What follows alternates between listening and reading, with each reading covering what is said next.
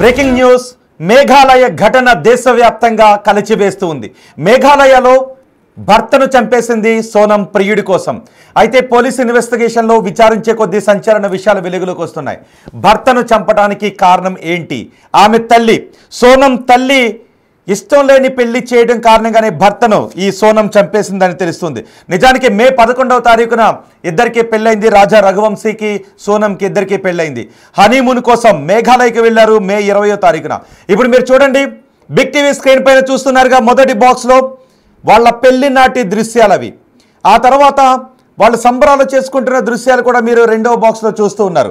మే 11న వీళ్ళకి పెళ్ళయింది. మే 20వ తారీఖున మేఘాలయకి వెళ్ళారు.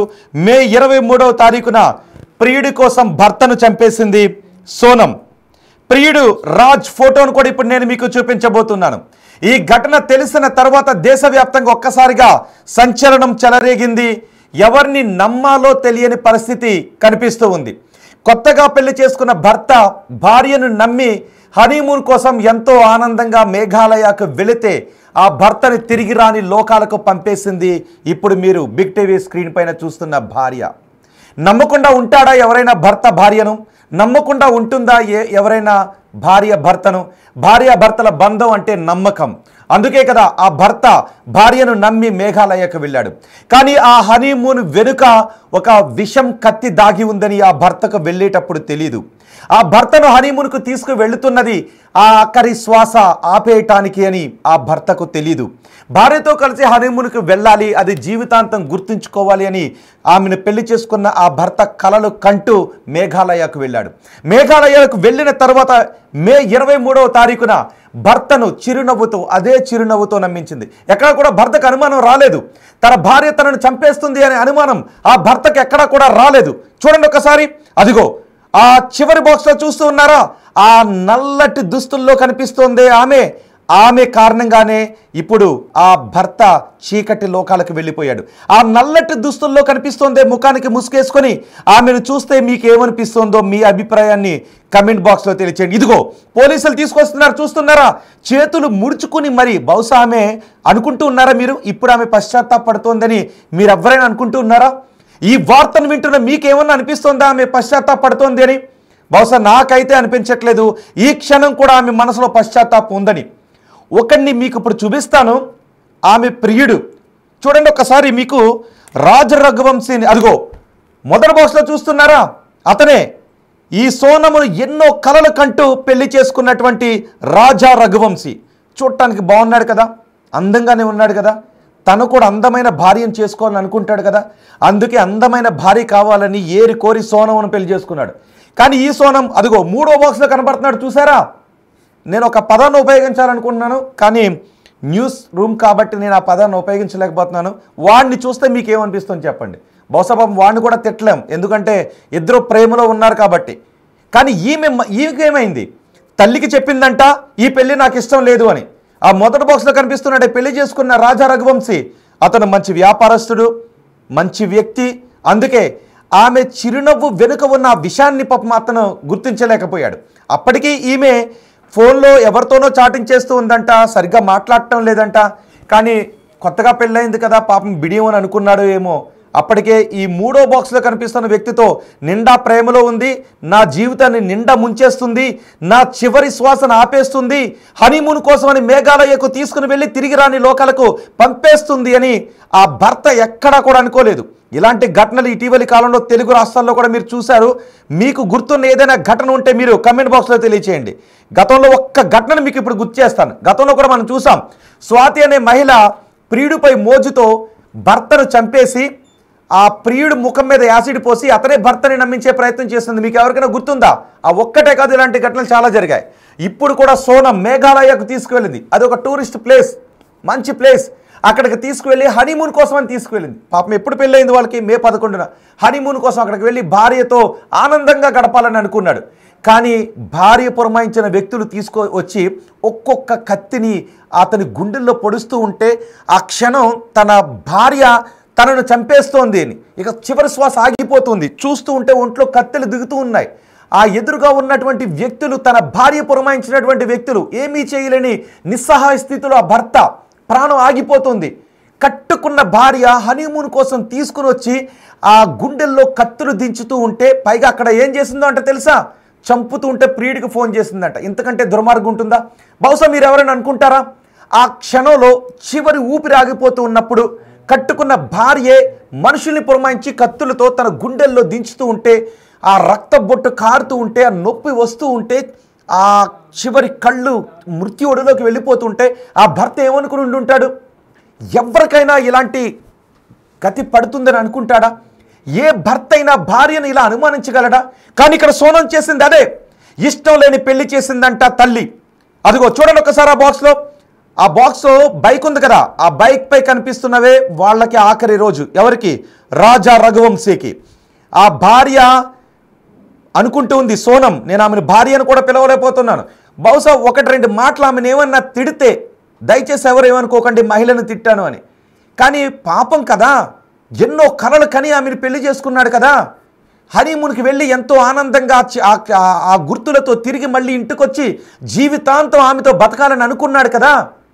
ఎవరినో పురమాయించి ప్రియుడి కోసం కత్తులు భర్త గుండెల్లో దించుతూ ఉంటే, చివరి ఊపిరి ఆగిపోతూ ఉంటే ఆమెను తిట్టకుండా ఉండాలా చెప్పండి?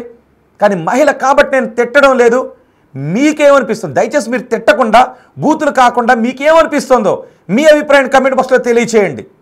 మీ అభిప్రాయాన్ని కమెంట్ బాక్స్లో తెలియజేయండి. చూడండి ఒకసారి, అదిగో సర్దుకుంటున్నారు అంతా. ఆ బైక్ పై ఎక్కి కూర్చుంది కదా, ఇప్పటికీ ఆమె మనసులో ఏముందో తెలుసా? వాళ్ళ బైక్ పై వెళ్ళిన తర్వాత తను పురమాయించిన ఇద్దరు మనుషులు వచ్చి చంపేస్తారు, ఆ తర్వాత ప్రియుడితో కలిసి హాయిగా కులకొచ్చు అని అనుకుంది. ప్రియుడితో హాయిగా, అఫ్ కోర్స్ ఆమెకి ఇష్టం లేదు పెళ్ళి. ఇష్టం లేకపోతే ఏం చేయాలి? భర్తను చంపేస్తుందా? ఇష్టం లేకపోతే నువ్వు పెళ్లి చేసుకోవడం మానేసి ఉండాల్సింది కదా. ఇష్టం లేని పెళ్లి నువ్వు మానేసి ఉండాల్సింది కదా సోనం. నేను సోనం గురించే కాదు, ఇంకెవరైనా ఇష్టం లేని పెళ్లి చేసుకుని భార్యనో భర్తనో చంపేద్దామని ఆలోచన ఉన్న వాళ్ళ గురించి చెప్తున్నాను. ఏ రాష్ట్రంలోనైనా ఉండొచ్చు, తెలుగు రాష్ట్రాల్లో ఉండొచ్చు, పక్క రాష్ట్రాల్లో ఉండొచ్చు, దేశంలో ఇంకెక్కడైనా ఉండొచ్చు. అందుకే చెప్తున్నాను, ఇలాంటి వాళ్ళు మన తెలుగు రాష్ట్రాల్లో కూడా ఉన్నారు. ఇష్టం లేదు అంటే పెళ్లి మానేయండి. పెళ్లి చేసుకుని భర్తను ఎందుకు చంపాలి? ఆ తర్వాత పెళ్లి చేసుకున్న తర్వాత ప్రియుడిపై మోజు కలిగి ప్రియుడితో కులగటానికి భర్తలను ఎందుకు చంపాలి? చూడండి ఒకసారి సోనం, ఈ పెళ్లి నాకు ఇష్టం లేదు అని చెప్పిందంట తల్లికి. లేదు లేదు ఇతన్నే పెళ్లి చేసుకోవాలని చెప్పిందంట తల్లి. అఫ్ కోర్స్ ఇలాంటి తల్లిదండ్రులు కూడా ఉంటారు. మీ బిడ్డకి పెళ్లి ఇష్టం లేకపోతే దయచేసి మీ బిడ్డకి ఆ పెళ్లి చేయకండి అమ్మా. నిజాలు దాచి, లేకపోతే వాళ్ళ భర్తలను చంపేసే అవకాశం ఉంటుంది. ఇక్కడ సోనం అదే చేసింది. మీ బిడ్డకి ఇష్టం లేని పెళ్ళి అయితే ఆ మొగుడికి, ఆ పెళ్లి చేసుకోబోయే భర్తకి విషయాన్ని దాచి పెళ్లి చేయకండి. పోనీ 100 మ్యారేజ్లు సక్సెస్ కావచ్చు, 100 మంది సర్దుకుని, అది కూడా తప్పే. ఇష్టం లేని పెళ్లి చేసి ఎందుకు వాళ్ళ జీవితాన్ని మాత్రం నాశనం చేయటం? ఒప్పించండి. అతన్ని పెళ్లి చేసుకోవడం ద్వారా కలిగే జీవితంలో ఏమొస్తుంది, ఇతను పెళ్లి చేసుకోవడం ద్వారా జీవితంలో ఏం కోల్పోతావు, లైఫ్ అంటే ఏంటి, గోల్ అంటే ఏంటి, ఇలాంటివన్నీ చెప్పి వాళ్ళని ఒప్పించండి. పెళ్ళి ఒప్పించి చేయండి. ఇష్టం లేని పెళ్లి చేయడం, ఆ తల్లి ఇష్టం లేని పెళ్లి చేసింది. ఈమె ఎదిగింది కదా, ఈమె చదువుకుంది కదా, అన్నీ తెలుసు కదా, జ్ఞానం ఉంది కదా. మరి ఇష్టం లేని పెళ్లి చేసినప్పుడు కనీసం భర్తతో చెప్పి, బాబు నాకు నిన్ను చేసుకోవడం ఇష్టం లేదు, మా అమ్మ ఇష్టం లేని పెళ్లి చేసింది, నన్ను వదిలే, నేను డివోర్స్ తీసుకుంటాను, నా ప్రియుడితో వెళ్ళిపోతాను అని ఆమె వెళ్ళిపోయి ఉండాల్సింది. కానీ హనీమూన్కి తీసుకెళ్ళింది. చూడండి ఒక్కసారి. అఫ్ కోర్స్ ఆ దృశ్యాల్లో, ఆ పెళ్లి దృశ్యాలు సింధూరం పెడుతున్నాడు చూడండి ఒకసారి. ఆ తలకు సింధూరం పెడుతున్నాడు, కానీ అక్కడ నవ్వుతూ లేదు ఆమె. ఆమెకి ఇష్టం లేదు. ఇష్టం లేకపోతే మాత్రం భర్తను చంపేస్తావా? ఇలాంటి వాళ్ళు మనకి ఇక్కడ చాలామంది కనబడుతూనే ఉంటుంటారు. మీకేమనిపిస్తుంది చెప్పండి? ఇష్టం లేని పెళ్లి చేసుకున్న ఆమె, అఫ్ కోర్స్ ఇది మేఘాలయ, వాళ్ళది మధ్యప్రదేశ్, తెలుగు రాష్ట్రాల్లో కూడా మనం చాలానే చూసాం కదా. చూడండి ఆ భర్తను చూడండి ఒకసారి. అందమైన భార్య దొరికింది అని పాపం చిరునవ్వులు నవ్వుకుంటూ ఆ నెత్తిన సింధూరాన్ని పెడుతూ ఉన్నాడు. సింధూరం ఏ కలర్లో ఉంటుంది? రక్తపు కలర్లో ఉంటుంది కదా, మన రక్తం కలర్లో. ఇప్పుడు నుదుటిన సింధూరం దుద్దిన భర్త రక్తాన్ని ఆమె కళ్ళ చూసింది, కత్తులు దించి. కత్తులు ఆమె అతని గుండెల్లో దిగుతూ ఉంటే ఆ నొప్పికి అతను అల్లాడిపోతూ భార్య తనను చంపేస్తుందనే చివరి క్షణాల్లో పాపం ఎంత అల్లాడిపోయి ఉంటాడో కదా. మనం నమ్మిన వాళ్ళు, మనం అత్యంత నమ్మిన వాళ్ళు, మన సన్నిహితులు అనుకున్న వాళ్ళు ఇలా కుట్ర చేస్తూ ఉంటే, వాళ్ళే మనల్ని గొంతు పిసుకు చంపుతూనో, లేదంటే వాళ్ళ మనుషుల్ని తీసుకొచ్చి మనల్ని చంపిస్తూ ఉంటేనో ఆ చివరి క్షణంలో ఏమనిపిస్తూ ఉంటుంది? అయ్యో ఒక్కసారి ఆ క్షణం అక్కడి నుంచి తప్పించుకుని పారిపోయి బతకాలి అని అనుకుంటూ ఉంటాడు కదా. పాపం ఎంత పెనుగులాడు ఉంటాడో కదా. పాపం నన్ను చంపొద్దు అని ఎన్ని బతిమాలు ఉంటాడో కదా, నిన్ను వదిలేస్తాను, నన్ను వదిలే, నా బతుకు నేను బతుకుతాను అని కూడా ఉండుంటాడు కదా. కానీ ఆమెకి అవేమి ఎక్కలేవు. కేవలం ఆమె మైండ్లో ఉన్నది ఆ ప్రియుడు. ఆ ప్రియుడు ముఖం ఎలా ఉందో చెప్పండి నాకు ఒకసారి. అదిగో చూడండి ఒకసారి, ఆ 3వ బాక్స్లో కనిపిస్తున్నాడే, ఇదిగో ఇతనే ప్రియుడు. ఆ ప్రియుడిని చూస్తే మీకు ఏమనిపిస్తుంది? ఈమె చూడటానికి అందంగానే ఉంది, కానీ ఆ అందమైనటువంటి రూపం వెనుక అతి కర్కశమైనటువంటి ఆలోచన ఉంది, అతి క్రూరమైనటువంటి ఆలోచన ఉంది. ఆ మధ్య బాక్స్లో కనిపిస్తుందే సోనం, అందంగా కనిపిస్తున్న ఆ ముఖం వెనుక అతి క్రూరమైన ఆలోచన ఉంది. పోనీ ఏమన్నా క్షణికావేశంలో చంపేసింది ఆ భర్తను? కాదు, ఏకంగా ప్లాన్ చేసింది. పైగా మీకు ఒక విషయం చెప్తాను, ఈ భర్త రాజా రఘువంశీ బంగారాన్ని తీసుకెళ్తున్నాడంట. అంటే భారీగా, పాపం అతను వ్యాపారస్తుడు కదా, బాగానే సంపాదించాడు. ఆమె తల్లి కూడా ఏమనుకుంది అంటే, ఇదిగో ఈ 3వ బాక్స్లో కనిపిస్తున్నవాడు బికారోళ్ళలా ఉన్నాడు, ఆ మొదటి బాక్స్లో కనిపిస్తున్నటువంటి వాడు ధనవంతుల్లా ఉన్నాడు, నువ్వు వాడిని చేసుకుంటే నీ జీవితం సెటిల్ అయిపోతుంది అని ఆమెకు చెప్పినట్టుంది ఆమె తల్లి. దీంతో ఇష్టం లేని పెళ్ళి ఆమెను చేసుకుంది. అయితే మరి బంగారాన్ని భారీగా తీసుకెళ్ళాడంట. ఆ వ్యక్తి తల్లి కూడా అడిగిందంట, ఎందుకు ఇంత బంగారాన్ని తీసుకెళ్తున్నావు? లేదు, నా భార్య తీసుకుని రమ్మంది అని అన్నాడంట. అంటే పాపం భార్యకి ఎంత విలువిచ్చాడో చూడండి, భార్యకి ఎంత నమ్మకాన్ని ఇచ్చాడో చూడండి. ఇప్పుడు ఆ భార్య కోసం జీవితాన్నే కోల్పోయాడు, తిరిగి రాని లోకాలకు వెళ్ళిపోయాడు, చీకటి లోకాలకు వెళ్ళిపోయాడు. పాపం అతను నవ్వుతూ పెళ్లి చేసుకున్నాడు, ఆశలన్నీ సమాధి అయిపోయాయి. పైగా మేఘాలయకు తీసుకువెళ్ళి కత్తులతో పొడిచి అక్కడ వదిలేసి వీళ్ళిద్దరూ ఎంజాయ్ చేయడానికి వెళ్ళిపోయారంట. ప్రియుడితో ఎంజాయ్ చేయడానికి భర్తను చంపేసిన సోనం గురించి ఎన్ని మాట్లాడుకున్నా తక్కువే. ఆమె గురించి చెప్తూ ఉంటే ఒళ్ళు రగిలిపోవడం లేదా? చూడండి ఒకసారి, ఆ అందమైన ముఖం వెనుక, పాపం అందంగా ఉంది, ఎవరికి ఉండదు చెప్పండి? భార్య అందంగా ఉండాలి, మంచి నన్ను ప్రేమించే అమ్మాయి కావాలి, అందంగా ఉండాలని ప్రతి భర్త అనుకుంటాడు కదా, ప్రతి మగాడు అనుకుంటాడు కదా. ఈ వ్యక్తి కూడా అలాగే అనుకున్నాడు. అనుకుని ఆమె అందంగా ఉంది కదా అని చేసుకున్నాడు. పాపం అదేదో ముందే చెప్పుండి ఉండాల్సింది, నాకు ఈ పెళ్ళి ఇష్టం లేదు, మమ్మ ఇష్టం లేని పెళ్లి చేస్తుందని ఆమె ముందే చెప్పుండి ఉండాల్సింది. కానీ వాళ్ళ అమ్మకి చెప్పిందంట, ఇష్టం లేని పెళ్లి చేస్తే మొగుడిని చంపేస్తాను అని తల్లికి చెప్పిందంట. అయినా కూడా ఇష్టం లేని పెళ్ళి చేసింది. ఆ ముక్కేదో తల్లికి కాకుండా కట్టుకోబోయే వ్యక్తికి చెప్పుండి ఉండాల్సింది. పాపం తన పని తాను చూసుకుని ఉండేవాడు.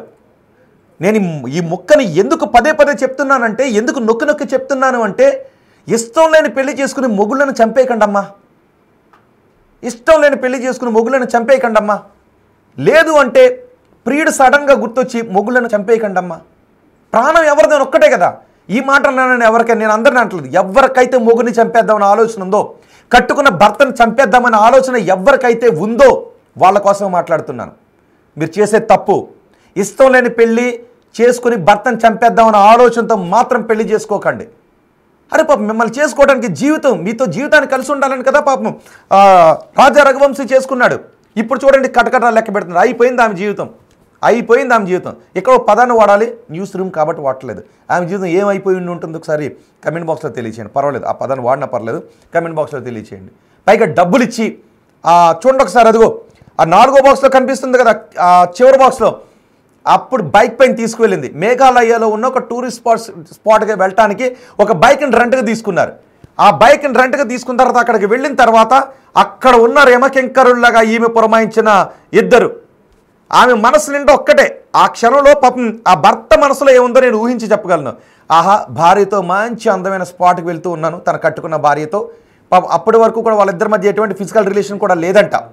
సో ఆ భర్త అనుకుంటూ ఉన్నాడు, ఈ హనీమూన్లో చాలా గుర్తుంచుకోవాల్సిన విషయాలు ఉంటాయి, ఇద్దరి మధ్య ఎన్నో తీపి జ్ఞాపకాలు ఉంటాయని అనుకున్నాడు.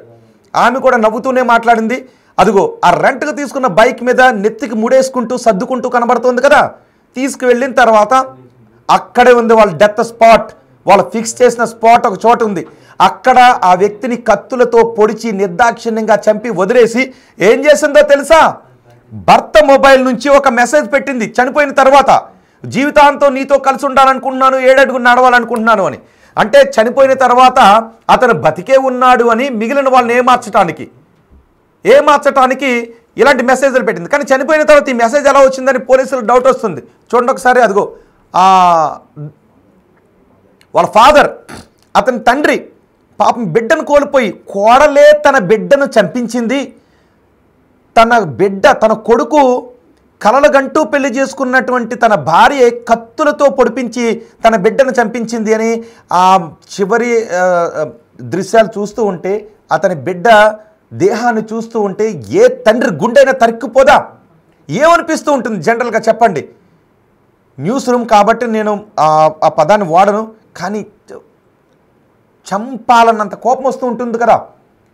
తన బిడ్డను తనకు కాకుండా చేసింది. ఇదిగో చూడండి ఒకసారి, ఆ నల్లటి ముసుగు ముఖానికి వేసుకుని కూర్చుందే, ఆ బ్యాగ్ పక్కకి వెళ్ళి దాక్కుంటూ ఉందే తల, ఆ బ్యాగ్ పక్కకి ముందుకు తీసుకువెళ్ళి తల పెట్టుకుంటూ ఉందే. కనీసం వాళ్ళు చిత్రీకరిస్తున్నారనే సిగ్గు, భర్తను చంపేస్తున్నాను ప్రియుడి కోసం అనే సిగ్గు మొదట ఉండాల్సింది ఈమెకి.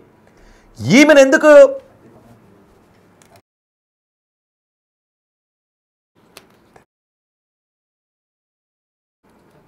తండ్రి పక్కన ఉన్నాడు ప్రియుడు.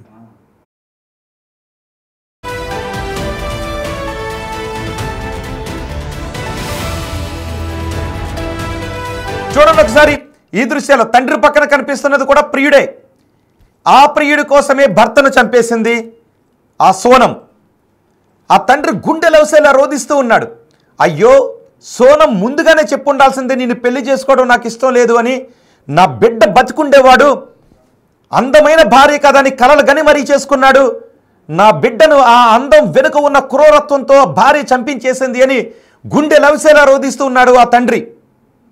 ఇదంతా ప్రియుడిపై మోజుతో. అఫ్ కోర్స్ ఆమె ప్రియుడినే పెళ్లి చేసుకోవాలని అనుకుంది, ఆ ప్రియుడితోనే బతకాలని అనుకుంది. కానీ ఆ ముక్క చెప్పు ఉండాల్సింది కదా. చూడండి ఒకసారి, అక్కడ ఆ పెళ్లి రోజు జరుగుతున్నటువంటి ఆ వేడుకలను కూడా మీరు బిగ్ టీవీ స్క్రీన్ పైన చూడొచ్చు. ఇప్పుడు చెప్పండి, ఈ సోనంకి ఎటువంటి శిక్ష వేయాలని అనుకుంటూ ఉన్నారు?